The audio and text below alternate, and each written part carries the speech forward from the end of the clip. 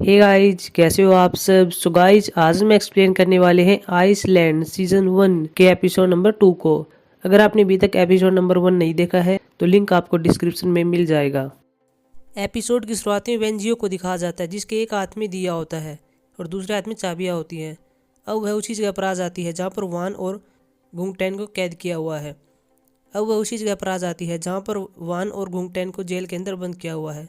अब वह जेल के पास आती है और ताले को खोल देती है और यहाँ पर वान और गुंगटैन को जाग आ जाती है।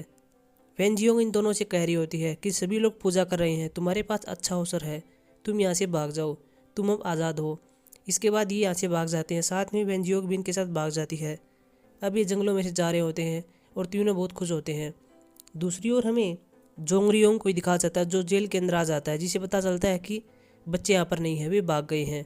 इसके बाद वे अपने आदमियों से उन्हें ढूंढने के लिए कहता है। अब उनके आदमियों को भी दिखाया जाता है कि जो उन्हें ढूंढ रहे होते हैं। अब हमें तीनों बच्चों को दिखाया जाता है जो कि जा रहे होते हैं। तभी वहाँ वेंजियो को कुछ हो जाता है और वह बेहोश हो जाती है। इसके बाद वान उसके पास आता है और उसे कहता है कि यह सब मेरी वजह से हुआ है। दूसरी ओर हमें जोगरियों को भी दिखाया जाता है जो कि बेगजू से बातें कर रहा होता है। वह बेगजू से कह रहा है कि वेंजियो भावना में बह गई है, इसलिए उसने उन बच्चों की मदद की है जेल से बाहर निकलवाने के लिए।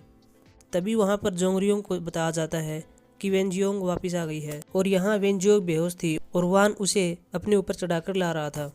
तभी जोंगरियोंग भी उनके पास आ जाता है। इसके बाद उन दोनों बच्चों को बंदी बना लिया जाता है और जेल के अंदर डाल दिया जाता है। साथ में उन्हें यहाँ पर बहुत ज़्यादा पीटा भी जाता है ताकि वे ऐसी गलती कभी ना करें। अब ये दोनों जेल के अंदर होते हैं। तभी इनके पास वेंजियोंग आती है और वह उन्हें देखकर रो रही होती है क्योंकि उनकी हालत बहुत ही बुरी थी, उनसे अच्छे से चला भी नहीं जा रहा था। वान उसके पास घिसर कर आता है। वेंजियोंग उसको बता रही है कि ये सब मेरी गलती है, मुझे माफ़ कर देना। वह साथ में कहती है कि मैं यहाँ से जा रही हूँ, इसलिए अलविदा कहने के लिए आई थी, मुझे तुम्हारी मदद करने के जुर्म में यहाँ से निकाला जा रहा है। वह इनसे कहती है कि मैं वादा करती हूँ मैं तुम्हें बचाने के लिए ज़रूर आऊँगी, बस तुम मरना मत, तुम हिम्मत मत हारना। वान कहता है क्या तुम हमसे मिलने के लिए फिर से आओगी। वेंजियोंग कहती है कि मैं ज़रूर आऊँगी। अब हमें पुजारी जियोवानी को दिखाया जाता है जो कि मिहो के अध्यक्ष के पास आ जाता है। अभी दोनों बातें करते हैं जहाँ पता चलता है कि जियोवानी अध्यक्ष का बेटा है और अब यहाँ पर अध्यक्ष अपने बेटे जियोवानी के भूत भगाने के काम पर बातें करता है।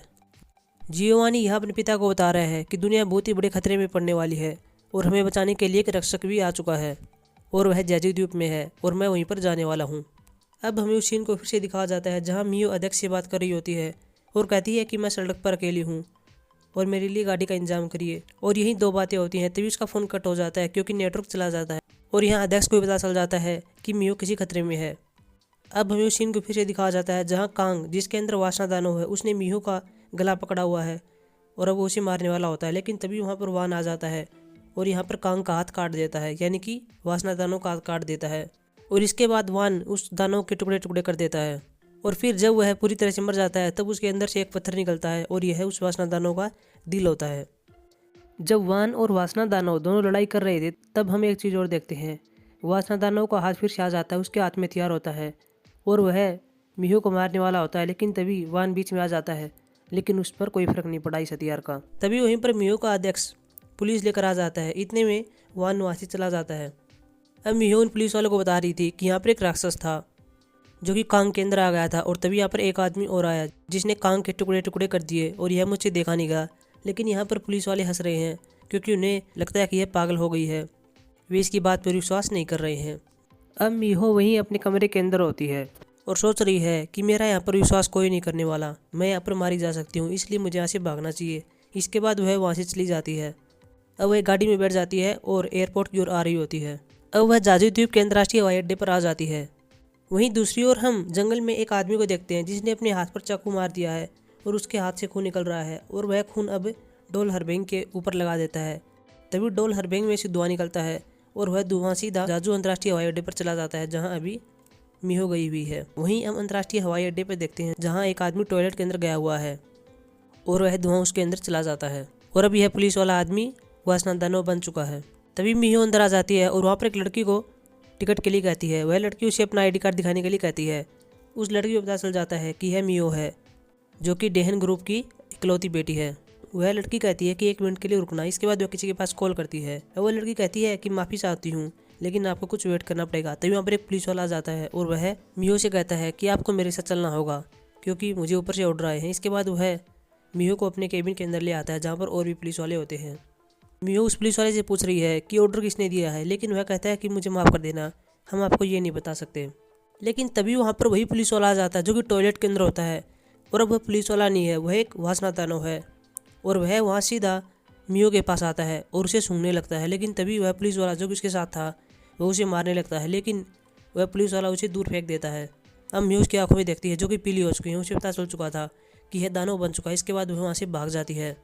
वह बाहर चली जाती है जहाँ पर एक गाड़ी होती है जो कि दूसरे आदमी की होती है और उसके अंदर किसी तरह बैठ जाती है और वहाँ से भाग जाती है। टाइम हो चुका था। यहाँ पर मिहो अपनी गाड़ी को गोल गोल घुमा रही थी, लेकिन वह दानव उसका पीछा नहीं छोड़ रहा था। वह उसकी गाड़ी के ऊपर आकर पड़ जाता है। वहीं सड़क पर हम आगे एक डोल हरबैंग को देखते हैं और गाड़ी उसे टकरा जाती है और यहाँ पर गाड़ी पलट जाती है। मिहो किसी तरह बच जाती है। वह अपनी गाड़ी से बाहर निकलती है और देखती है कि वह दानव तो अब भी जिंदा है। इसके बाद वह जंगल में भाग जाती है और वहाँ पर एक जगह पर छुप जाती है। वह दानव उसके पास आता है और देखता है कि वहाँ पर वह लड़की नहीं है, लेकिन तभी वहाँ से मिहो जाने लगती है, लेकिन वहाँ पर शोर हो जाता है। दानव को पता चल चुका था कि वह लड़की यहाँ पर है और वह उसे दिख भी जाती है। इसके बाद वह उसके पीछे भागता है। अब वह उसे मारने वाला होता है क्योंकि वह उसके सामने आ चुका था, लेकिन तभी वहाँ पर वाहन आ जाता है और उस दानव को मार देता है। और इस वासना दानव के अंदर से भी एक पत्थर निकलता है जो कि इसका दिल होता है और वाहन उसे उठा लेता है। अब वह यहाँ से जाने वाला होता है, लेकिन तभी मिहो बोल पड़ती है। वह कहती है कि तुम मेरी मदद करने के लिए आते हो फिर चले जाते हो, मुझे कुछ तो बताओ कि ये सब क्या चल रहा है। वह कहता है कि ये सब वासना दानव है और ये तुम्हें मारना चाहते हैं। मिहो कहती है कि ये सब मुझे ही मारना क्यों चाहते हैं। वह कहता है कि ये सब किस्मत का खेल है।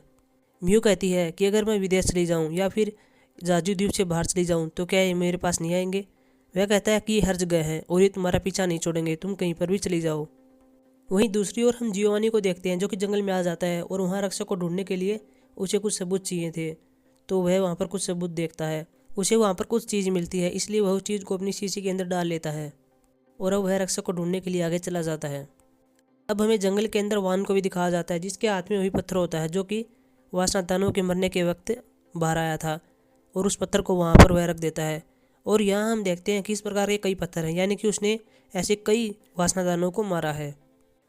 अब वान बेगजू के घर पर चला जाता है और वहाँ पर खाना खाने लगता है, लेकिन तभी वहाँ पर बेगजू की बेटी आ जाती है जिसका नाम योमजी होता है और वह अपने स्कूल से आई थी। अब वह वान के बारे में बातें करी होती है। वह कहती है कि तुम हमारे घर पर हर रोज आते हो लेकिन हमें पैसा नहीं देते, खाने के बदले हमें पैसा दो।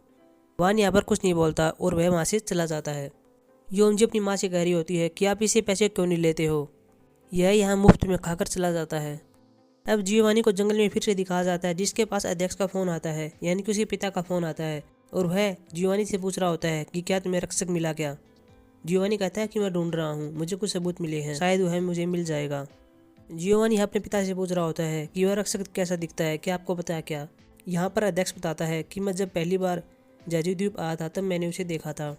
वहीं दूसरी ओर हमें मिहो को दिखाया जाता है जो कि अपने रूम के अंदर होती है और वहीं पर अध्यक्ष आ जाता है जो कि उसके लिए चाय लेकर आया है। मिहो यहाँ पर अध्यक्ष से कहती है कि मैं नींद की गोली लेने वाली हूँ, नहीं तो मुझे बुरे सपने आएंगे। अध्यक्ष कहता है कि तुम नींद की गोली बाद में ले लेना, पहले चाय पी लो, नहीं तो मुझे बेवजह इसे फेंकना पड़ेगा। लेकिन मिहो कहती है कि नहीं, फेंकिए मत, मैं इसे पी लूँगी।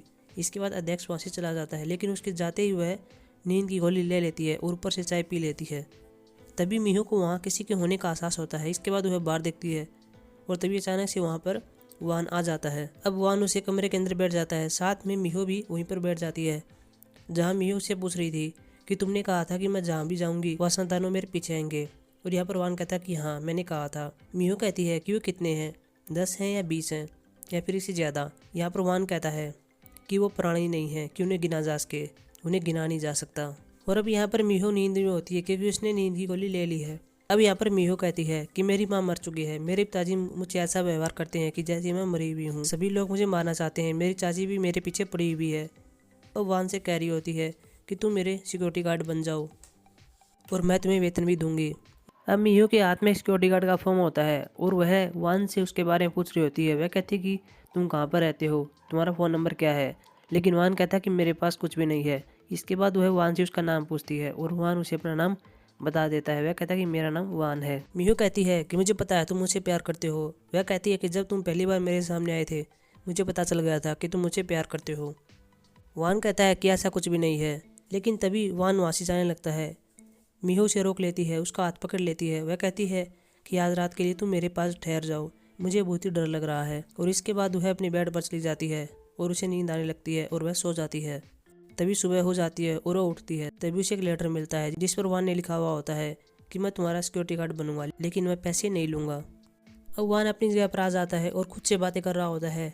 वह कहता है कि वान जियोंग, तुमने मुझसे वादा किया था कि मैं तुम दोनों को बचाने के लिए आऊँगी, लेकिन तुम हमारे पास क्यों नहीं आई? तुम हमें बचाने के लिए क्यों नहीं आई? हम जानते हैं जब वान और गुंगटन दोनों जेल में थे तब वान जियोंग ने उन्हें कहा था कि मैं तुम्हें बचाने के लिए फिर से आऊँगी, मैं तुम्हें वचन देती हूँ, लेकिन वह नहीं आई।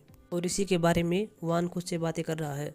तभी वान के पीछे एक लड़की बोलती है वान। इसके बाद वो पीछे देखता है, लेकिन पीछे वह नहीं देखता। पीछे उस सीन को दिखा जाता है जब वान और गुंगटन दोनों बड़े हो चुके हैं और वे यहाँ से जा रहे हैं। लेकिन तभी पीछे से वेन जियोंग आ जाती है, यानी कि मीहो आ जाती है और उन्हें कह रही होती है कि एक अर्सा हो गया है, हम मिले ही नहीं हैं। अब हमें दिखा जाता है कि वान वासनादानों में बदल गया है और अब वह मीहो को मार देता है और शायद यह सब कुछ वान सपना देख रहा होता है।